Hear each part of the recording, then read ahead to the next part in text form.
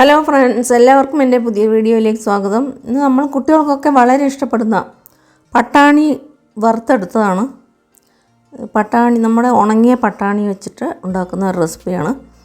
പട്ടാണി നമുക്ക് ഇതുപോലെ ഡ്രൈ ആയിട്ടുള്ള പട്ടാണി നമുക്ക് വെള്ളത്തിൽ ഇതുപോലെ ഒരു കപ്പ് പട്ടാണി എടുത്തിട്ടുണ്ട്. അതിലേക്ക് ആവശ്യമായ വെള്ളം ചേർത്തിട്ട് ഒരു 1/4 ടീസ്പൂൺ ബേക്കിംഗ് സോഡ, നമ്മുടെ കുക്കിംഗ് സോഡ ചേർത്തിട്ട് നമുക്കത് 8 മണിക്കൂർ കുതിർത്ത് വെക്കണം.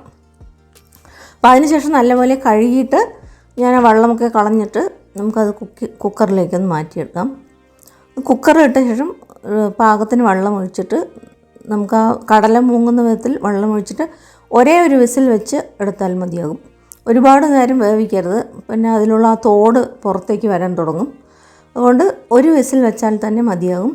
നമുക്ക് ആ വെള്ളമൊക്കെ കളഞ്ഞിട്ട് നമുക്കൊരു ടവലിലേക്ക് അത് മാറ്റിയിടാം.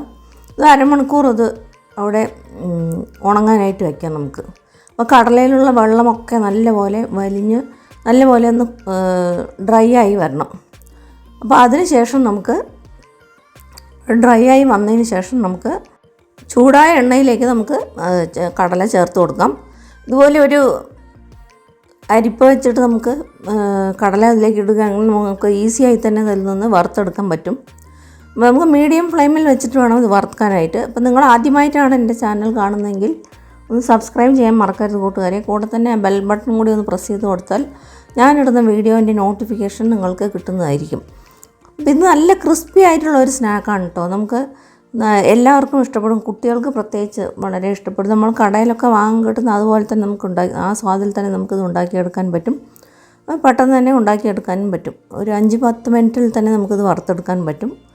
അപ്പോൾ നല്ലപോലെ ക്രിസ്പായി വരുന്നവരെ നമുക്കിത് വറുത്തെടുക്കണം. അപ്പോൾ നമുക്ക് ആ കടല കുതിർക്കേണ്ട സമയം മാത്രമേ ആവശ്യമുള്ളൂ, ബാക്കിയുള്ളത് പെട്ടെന്ന് തന്നെ നമുക്ക് ചെയ്ത് തീർക്കാൻ പറ്റും. അപ്പോൾ കടല നല്ലപോലെ ക്രിസ്പായി വറുത്ത് കിട്ടി.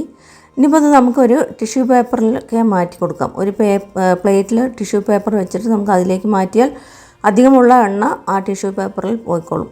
അപ്പോൾ ഇതിലേക്ക് നമുക്ക് ആവശ്യത്തിനുള്ള ഉപ്പ്, പിന്നെ കുറച്ച് മുളക് പൊടി, പിന്നെ കുറച്ച് ചാട്ട് മസാല പൊടി, പിന്നെ കുറച്ച് ജീരകം പൊടിച്ചത്, കുറച്ച് കായപ്പൊടി എല്ലാം കൂടെ ചേർത്തിട്ടൊന്ന് നല്ലപോലെ മിക്സ് ചെയ്തെടുക്കണം.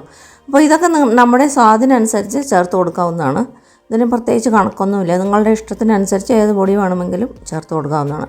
അപ്പോൾ ഇതെല്ലാം ചേർത്തിട്ട് നല്ലപോലെ ഒന്ന് കൈ കൊണ്ട് ഇളക്കി യോജിപ്പിക്കുക. ഇതിൽ കുറച്ച് കറിവേപ്പിലയും കൂടെ വറുത്ത് ചേർത്താൽ നല്ലൊരു മണവും രുചിയും കിട്ടും. അപ്പോൾ അതും ചേർക്കാവുന്നതാണ്. എല്ലാം കൂടെ നമുക്ക് ഇളക്കി യോജിപ്പിക്കാം.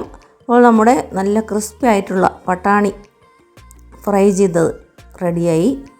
അപ്പോൾ നല്ല ക്രിസ്പാണത്. അപ്പോൾ നിങ്ങളെല്ലാവരും തീർച്ചയായും ഉണ്ടാക്കി നോക്കുക. എല്ലാവർക്കും ഈ വീഡിയോ ഇഷ്ടപ്പെട്ട് കാണുമെന്ന് വിചാരിക്കുന്നു. വീണ്ടും ഒരു പുതിയ റെസിപ്പിയുമായി കാണുന്നവരെ നന്ദി, നമസ്കാരം. Thanks for watching.